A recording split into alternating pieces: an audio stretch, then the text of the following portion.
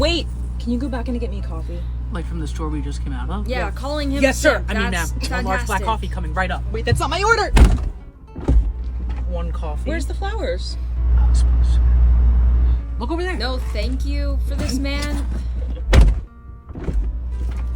Where's the creamed corn? Creamed corn? Yeah. I didn't know corn could be creamed. You forgot it, so... I don't understand. But for you, I'll go acquire it. Wait, stop. How are you not mad that I keep sending you back? Let me tell you something. It is one of the greatest joys of being a boyfriend. I get to go on fetch quests. So you want cream corn? I'm gonna go get you that cream corn.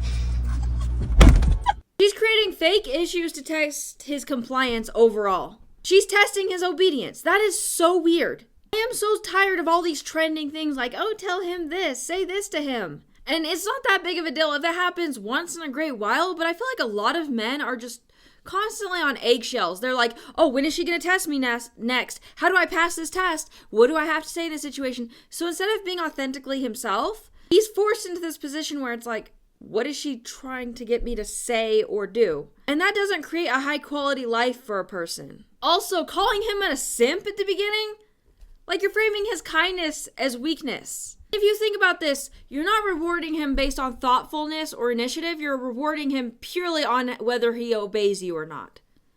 That creates a really imbalanced relationship over. Now, if you really needed something and he had to go back once, he should have got back and you should have been like, I so appreciate you for going back again. Thank you so much. Like, emphasize that appreciation. Because it's on you if you forgot something. If he went in there for you, he's already doing you a favor. And if you forgot to tell him to get something specific, it's on you. So you owe him that. If you treat a man like this long term, usually one or two things happens. One, he becomes very passive and stops thinking for himself. And then you get mad at him and lose attraction. And you're like, why'd you change? You're not the man I dated at one point. And then you actually want his input. But I mean, you beat his input out of him to the point where it's like he doesn't feel like he can express himself the way he normally would. So, I mean, there's a happy balance. This doesn't mean you have to blindly agree with every single thing that he wants or says, but you still need to take his needs and wants into consideration. Or two, he burns out. He just gets so exhausted, he completely pulls back. And then you're upset because he doesn't pay as much attention to you anymore. He doesn't do what you want. He might not even do anything at all. And that causes issues for him as well. This is equivalent to a guy making his girlfriend make him dinner 3 times as a joke. You know, you bring out the pot roast and he's like, I don't like pot roast.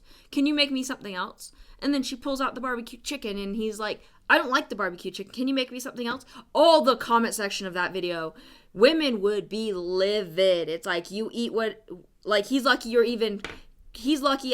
even gets a meal, or, dump him, break up with him, whatever. But, stuff like this is okay.